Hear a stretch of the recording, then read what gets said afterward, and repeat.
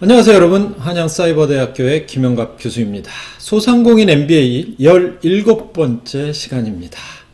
자, 그동안 어떻게 차곡차곡 해오다 보니까요, 이 소상공인 MBA가 17번째 시간에 다다랐습니다.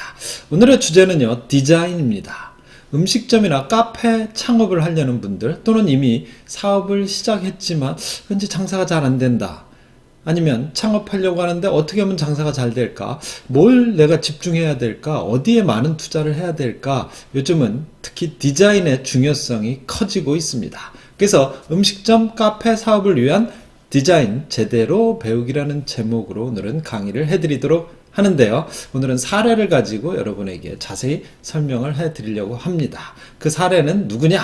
사례의 대상은 바로 대한민국의 신성처럼 나타난 평양냉면 전문점 서관면옥의 디자인을 가지고 여러분에게 음식점 디자인 이렇게 해야 됩니다 라고 설명을 드리려고 합니다. 서관면옥이 오픈을 한 시점이 2018년 7월로 기억하고 있습니다. 제가 서관면옥을 만들 때부터 처음부터 관여를 했기 때문에 그 시점을 너무나 잘 기억하고 있는데요. 그러면 그 서관면옥이 들어온 건물은 어디이며 어떤 점포가 있었을까요? 사실 지금 여러분이 보고 계시는 이 만석이라고 하는, 이거 뭐 파는 음식점입니까? 여러분, 뭐 주물럭 정식도 있고요, 한우 불고기도 있고 육회도 있고 무청밥, 한우 불고기 뚝배기, 전복 순두부, 전복 된장찌개, 이거 뭐 전복도 있고 한우도 있고 선지 해장국도 있고, 또 보니까 뭐 멍게 비빔밥, 골뱅이 비빔밥, 뭐 없는 음식이 보리굴비 정식도 보입니다. 어쨌든 이게 서관면옥이 들어오기 직전까지 영업을 했던, 사실은 그런데 서관면옥이 들어오기 전에 이 점포는 비어 있었습니다. 비어 있던, 나가지도 않던 점포를 서관면옥이 얻어서, 그러니까 뭐 거의 뭐 이쪽에 그 당시에는 이쪽 상권이 많이 죽어 있었어요.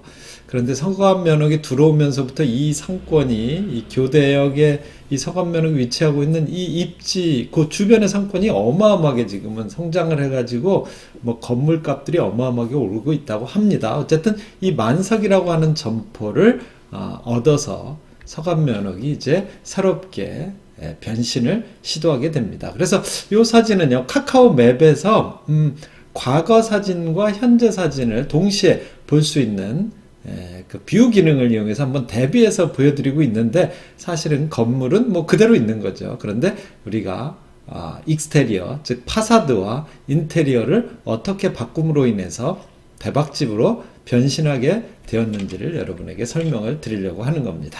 자, 이게 이제 변신이 끝난 서관면옥의 파사드의 일부입니다. 그 다음에 요건 인테리어 내부 공간이죠. 지금 카운터가 보이고 있고요. 그 다음에 요게 이제 홀입니다. 홀에 보시면 중앙에 카운터 테이블, 하이 테이블이 있는 걸 여러분이 확인하실 수 있고요. 요게 이제 서관면옥의 그 유명한 어복쟁반, 그 다음에 서관면상을 제가 사진으로 보여드렸습니다. 자, 이와 같은 서관면옥의 인테리어 디자인이 탄생하기까지의 과정을 여러분에게 서관면옥의 디자인, 스토리텔링, 의도된 방향, 디자인 키워드, 디자인 컨셉, 디자인 구성, 그 다음에 디자인의 목표 순으로 서관면옥의 인테리어 디자인 사례를 가지고 설명을 드리도록 하겠습니다. 자, 그렇다면 이 소위 평양냉면, 새롭게 탄생한 평양냉면이 이렇게 대한민국 랭킹 상위로 들어갈 정도로 이렇게 성공하는 게 쉽지는 않을 겁니다, 여러분. 평양냉면으로 신생 브랜드가 성공하는 게 사실 쉽지 않은 일인데요. 그 성공의 이면에는 이 디자인을 한 기업의 대표님이 계셨다는 걸 여러분이 좀 알아주셨으면 좋겠습니다. 예백 아이디의 배두환 대표가 서관면옥의 디자인을 총괄했고요. 외식사업 컨셉 과정 필기를 수료했습니다. 제 제자이기도 합니다. 상권분석 전문가 과정 16기, 그 다음에 한양사이버대학교 외식 프랜차이즈 MBA 2기를 수료한, 졸업한 제 제자인데요. 이 분이 서관면옥을 어떤 관점으로 디자인을 했는지에 대해서 쭉 짧고 명료하게 설명드리도록 하겠습니다. 자, 서간면옥이라고 하는 이 평양냉면 전문점의 미션은 뭐였었냐면 한국의 면 요리를 세계화시키자. 그런데 이 세계화시켜야 되겠다. 한국의 면 요리를. 그러려니까 디자인이 매우 중요하다. 그래서 이 디자인의 3가지 컨셉 키워드를 제가 잡아줬습니다. 단심, 단순, 단아. 3단이라고 해서요. 제가 우리나라의 디자인이 서간면옥과 같은 한식 면요리 전문점이 추구하는 디자인의 방향성은 이거였으면 좋겠다라고 이 3개의 단어를 제가 추출을 해서 디자이너에게 제공을 했는데요. 그게 바로 단심과 단순과 단아입니다. 이 내용에 대한 좀 더 세밀한 내용은 여러분이 인터넷에서 서간면옥을 검색해 보시면 서간면옥의 네이버 플레이스에 보시면 홈페이지가 링크가 되어 있습니다. 그 홈페이지에 들어가 보시면 더 자세한 내용은 확인하실 수 있고요. 이걸 가지고 이 배두한 대표는 일종의 자기 나름대로의 디자인에 대한 스토리텔링을 만들었다고 합니다. 과거의 전통적인 공간 속에 현대의 트렌디함을 담아서 한국적인, 즉 이 한식 면요리를 세계화할 수 있는 그런 디자인의 세계화를 추구해야 되겠다라고 하는 자기 나름대로의 스토리텔링을 만들고요. 그걸 가지고 어떤 의도된 방향성을 공간 경험 기획과 공간 기능 기획, 그 다음에 컨셉 기획의 순으로 이렇게 발전을 시킨 겁니다. 자, 그러면서 이걸 구현하기 위해서 디자인 키워드를 3개를 뽑았는데요. 이건 역시 예배가이드의 배두한 대표가 뽑아낸 것이죠. 편한, 조화, 유일이라고 하는 단어를 뽑아냈고요. 그걸 가지고 맞춤이라고 하는 어떤 방향성을 쫓아가려고 노력을 했다고 합니다. 즉 디자인의 목표를 전통적인 음식을 즐기면서도 심리적으로 상당히 현대적 편안함을 느끼는데, 이 한식 면요리, 특히 평양냉면은요, 이 시니어층과 젊은층이 혼재될 수밖에 없기 때문에 자연스러운 만남과 조화를 이루려고 하는 것이 이 디자인이 추구하는 방향성이었습니다. 그래서 어떤 그 디자인 방향성을 색감으로, 그 다음에 그걸 감성으로 표현한 것들을 여러분이 지금 보고 계시는데요. 파사드는 점잖으면서 모던한 느낌을 가기 위한 배색 이미지 스케일을 찾아냈고요. 그 다음에 인테리어에는요, 단아하고 고상한, 아까 제가 말씀드렸던 그런 키워드들이 기억나실 겁니다.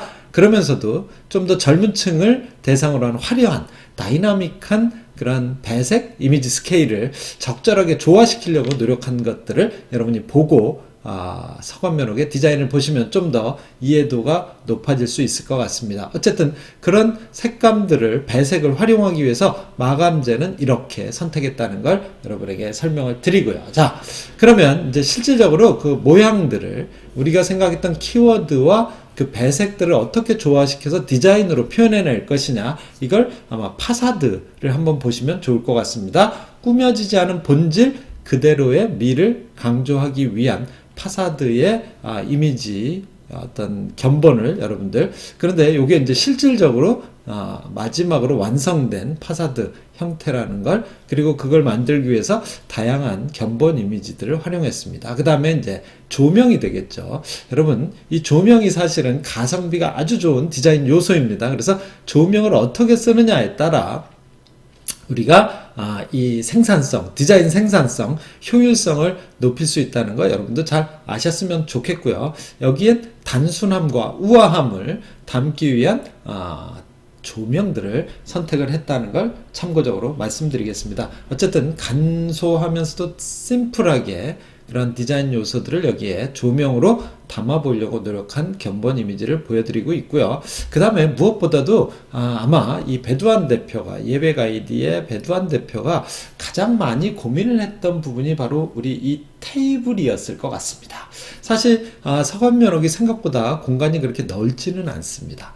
좁은 공간이다 보니까요, 프라이빗하게 뭔가 이렇게 벽을 쌓는다거나 아니면 뭔가 이렇게 구조물을 만든다든가 하는 게 상당히 어려웠습니다. 뭐 룸을 만드는 건 더더욱 불가능하죠. 물론 조그만 룸을 하나 만들긴 했지만 나머지 홀 공간들을 그냥 이렇게 탁 트인 구조로 만들 수밖에 없는데, 그러면 왠지 좀 썰렁한 느낌이 날 수가 있고, 또 이 디자인의 어떤 특색을 강조시키기가 어려우니까 요걸 커버하기 위해서 테이블을 어떻게 구조화 시킬 것이냐, 여기에 상당히, 그리고 여기엔 단심이라고 하는 키워드를 담기 위한 그런 디자인에 집중을 했는데요. 나중에 여러분이 서관면허에 가서 보시면 아시겠지만 이 서관면허의 테이블을 보면 중앙에 하이 테이블, 즉 카운터 형태의 하이 테이블이 배치되어 있는 걸 보셨을 겁니다.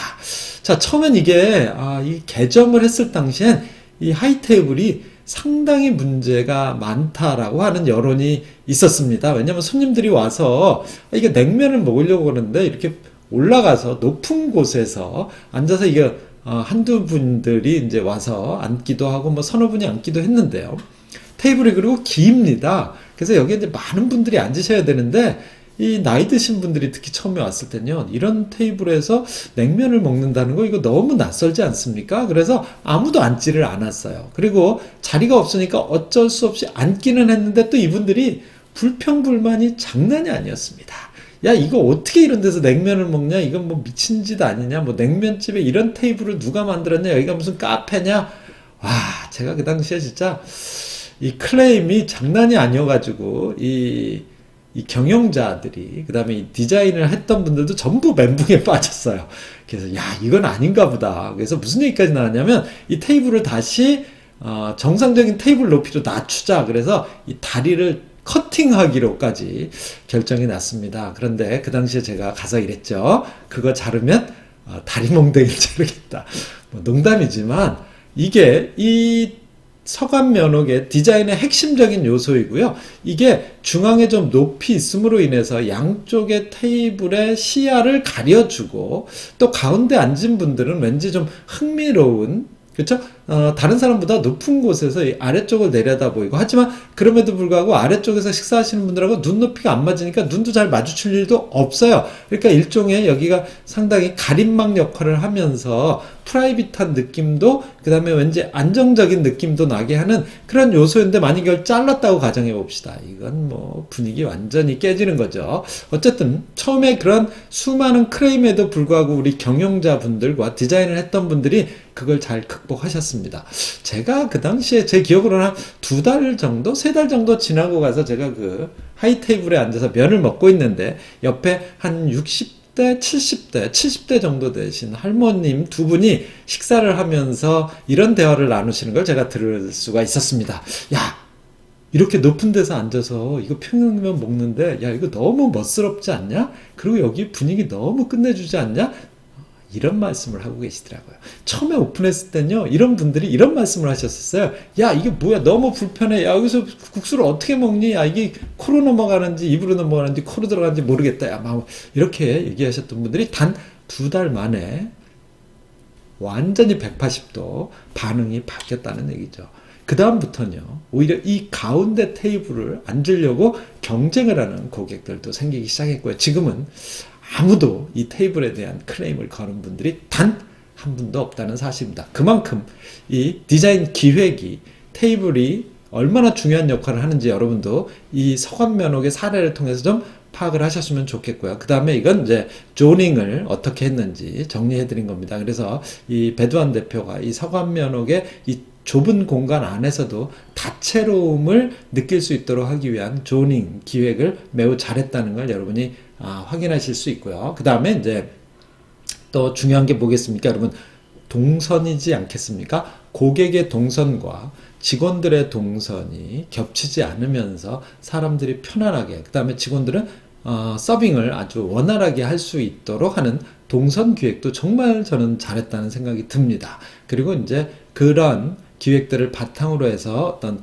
플로우 플랜을, 평면도를 그리고 이 52평 공간 안에 홀 면적 33평, 주방 면적 16.5평, 그 다음에 화장실 약 2.7평, 그 다음에 총 좌석수를 72석으로 해서 4인석 3개, 12석 홀 4인 테이블로 3개를 만들었고요. 붙박이로 26석을 만들고, 그 다음에 바 테이블에 상당히 많은 좌석을 만들었습니다. 28석. 그러니까 중앙이 전체가 연결된 바 테이블, 카페처럼 구성을 하고 이 마감재를 원목을 써가지고 이 한식 면요리 전문점의 어떤 특성을 더욱더 강조하면서도 차별성을 부과하기 위한 이런 기획이 아주 잘 먹혔다고 저는 생각을 하고 있습니다. 그 다음에 룸 6석짜리의 작은 룸도 하나 만들었습니다.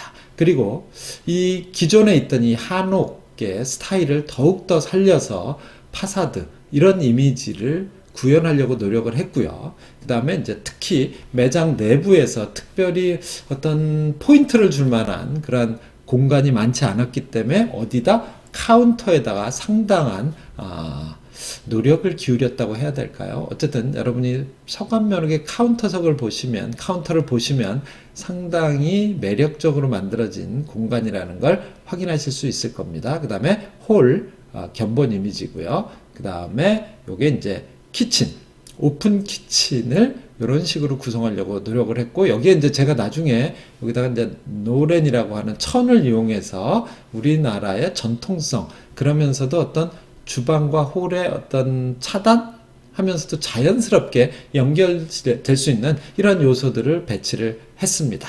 그리고 이제 화장실이고요. 뭐 화장실은 너무 중요하니까 공간이 많지는 않아서 좀 좁은 느낌은 사실 듭니다. 하지만 그럼에도 불구하고 소비자의 편의성과 어떤 미적 감각을 담으려고 노력을 했습니다. 그래서 이게 이제 서관면옥을 처음에 철거하면서 찍어놨던 사진들 여러분 한번 보시기 바랍니다. 요게 이제 이렇게 바뀐 겁니다.